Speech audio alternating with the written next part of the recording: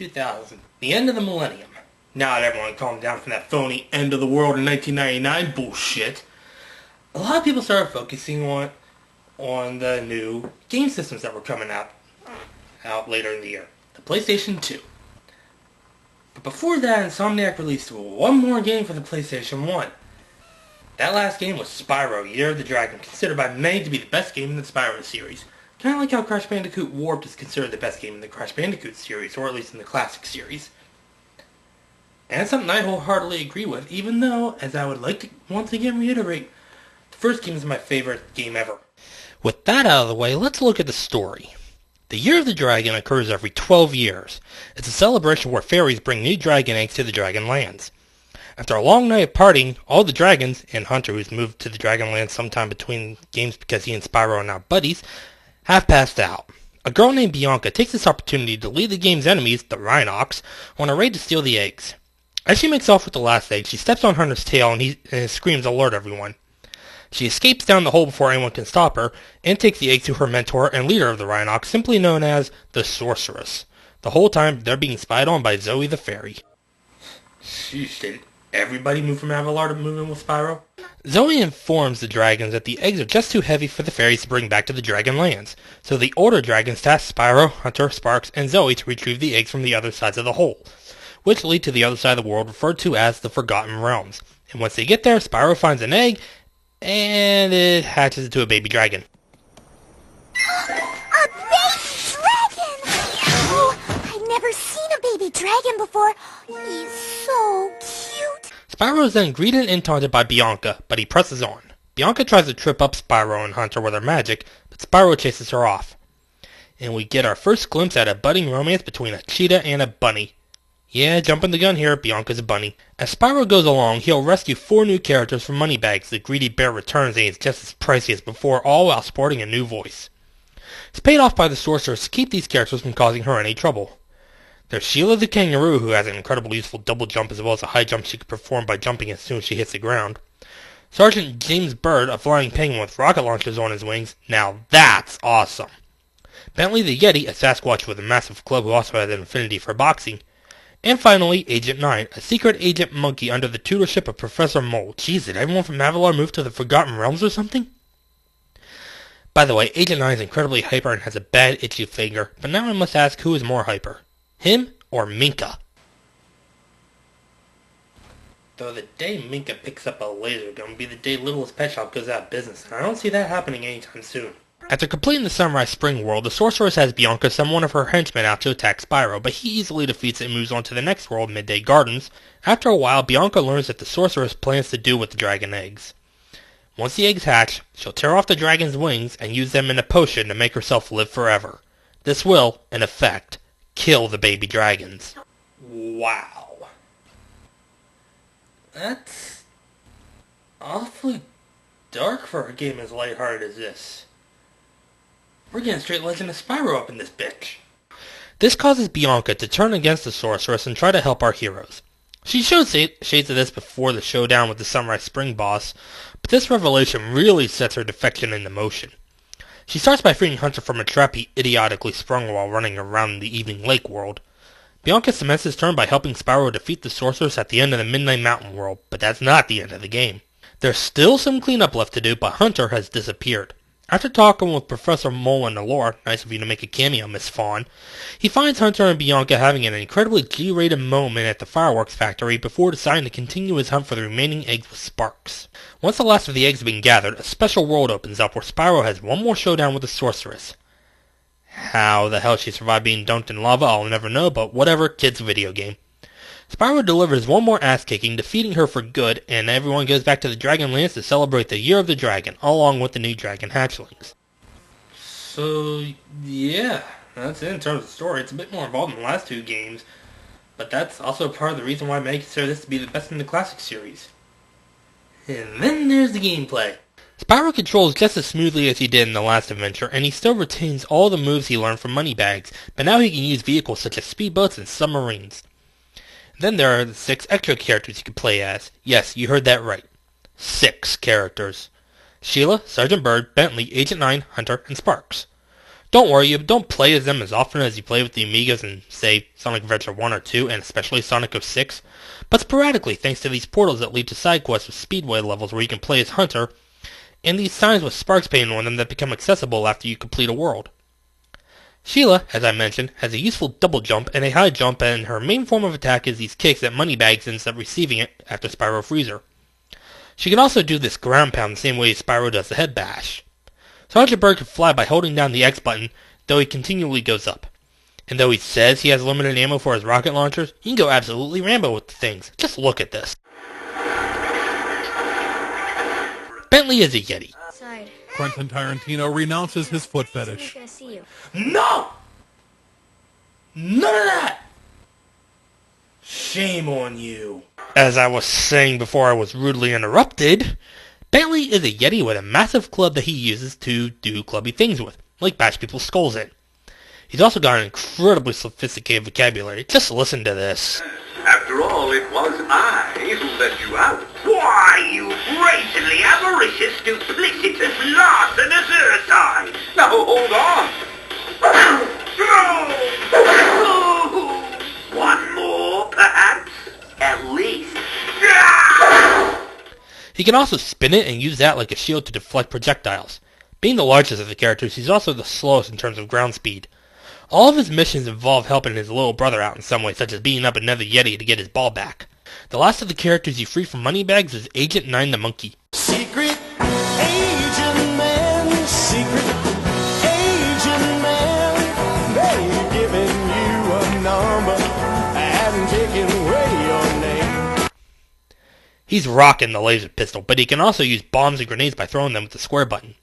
Like Spyro with an item, he can go into first-person mode, here called Sniper mode, by pressing the triangle button. One level has him in this mode the whole time, and because of that, and the name of the mission, it's one big throwback to Doom. Awesome!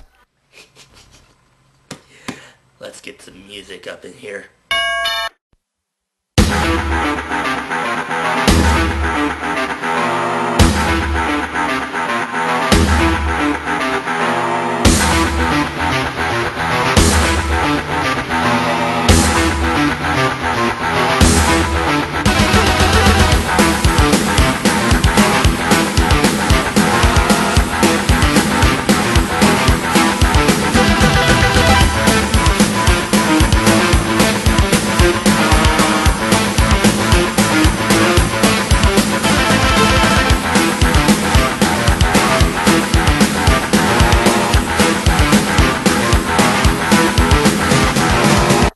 Next is Hunter, whom you can only play as when you find him in the Speedway levels. These levels were in the last game as well, but I didn't bring attention to them. All of his missions involve him shooting down sheep and flying saucers, you heard that right, be it with an airplane, a jetpack, or a speedboat. He gives Spyro eggs when you complete missions in the skate park areas you can find in some levels, which I swear are meant to harken towards Activision's Tony Hawk Pro Skater series, which was pretty popular at the time. Lastly, there's Sparks the Dragonfly, who's now rocking a voice and he speaks the complex language of kazoo.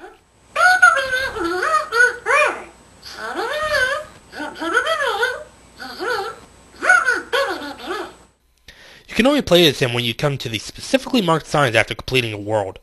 All of his missions are top-down shooters, and you have to guide Sparks to the end using his projectiles, such as a simple semi-automatic blast, or items you can pick up such as an automatic blast or rockets. After beating the boss at the ends of his levels, some of which can be pretty damn annoying, you're rewarded with an egg. Not only that, but Sparks also gets an extra ability after completing a level.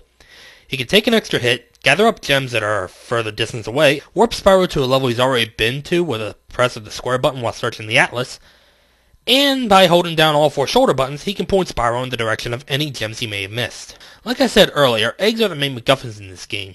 There's a grand total of 150 of them. 149 of them, plus 20,000 treasure, almost all of which you get back from Moneybags once you torch him enough times, opens up a special world where Spyro can gather up more gems and take on the sorceress one more time.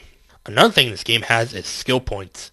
By doing certain tasks, you earn a skill point, and an extra life. That's all skill points amount to in this game, a chance to get an extra life. In Insomniac's next series, Ratchet & Clank, they would become the first iteration of trophies and achievements in a video game, at least as far as I'm aware. I might as well talk about bosses. Counting the second bout with the sorceress, there are 5 boss fights. That's not counting many bosses like the cranky wizard in the swamp where everyone speaks haiku. Trust me, I've got some things to say about that place. Anyway, bosses. There's Buzz, Spike, Scorch, and the Sorceress. The friends that you rescue help you out in this fight, such as Sheila bouncing off Buzz's head when you push him into the lava surrounding the arena. Now, what about that swamp level?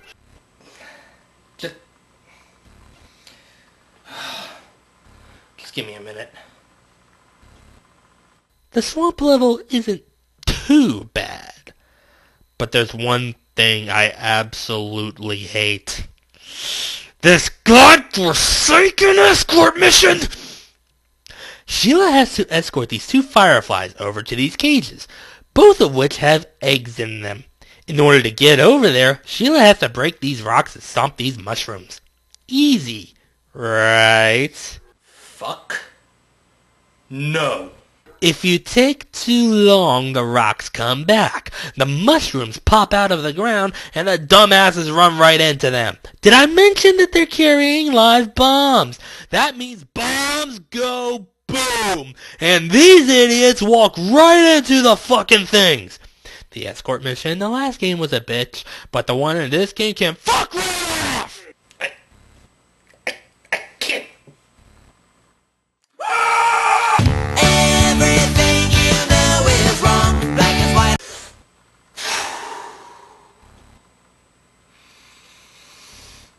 Sorry about that. I don't think I have to talk about the music, but I'm going to do it anyway. Stuart Copeland is still doing the music for this game, and I think this is some of his best work. No longer are the pieces ambient and atmospheric, they're high energy, and the boss themes sound rather menacing. Too bad this was the last video game, or at least the last Spyro game he did music for. The graphics are really good as well, on par with the last game. Just like the last game, each level feels like an episode of a Saturday morning cartoon.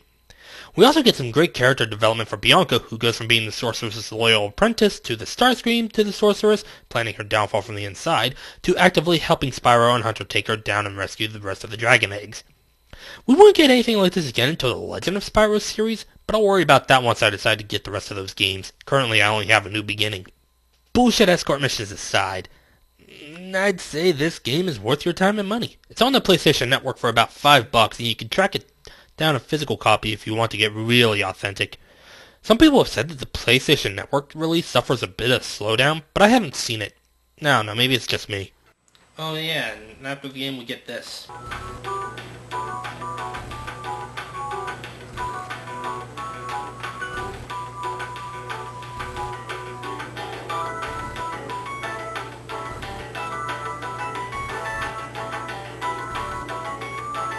It's almost like Insomniac knew this would be the last Spyro game they were going to make.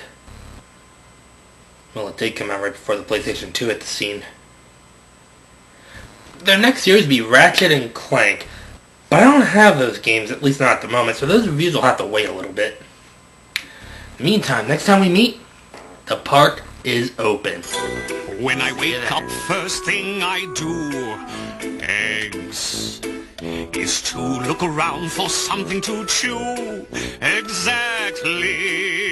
Feeding myself is very, very tricky because, you see, I'm ridiculously picky. Eggs. Excuse me, Ozzy, This Struthiomimus won't settle for the dregs. I'll borrow, I'll beg, I'd even kiss you for me? my dear beloved dose of eggs. Hey, Ozzy, I'm so hungry, I can't wait another minute. Here's a juicy little leaf with a beautiful stick in it. Can't I have a taste? If I promise just to lick it? Stop! What? You imbecilic eater! Great green globs couldn't possibly be sweeter than a pile of eggs.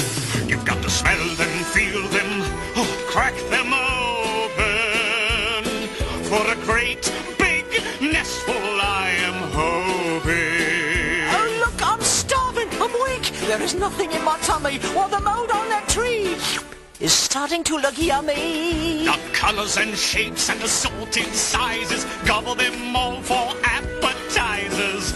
Ecstasy. Ozzy, what's the matter with a little vegetation? I've had it up to here with this aggravation. Well, can't I just have this piece of a treat? One more thing. One of the last levels in this game has gunslinging dinosaurs. And you guys thought Wild West Cowboys and Moon Mesa was a silly idea.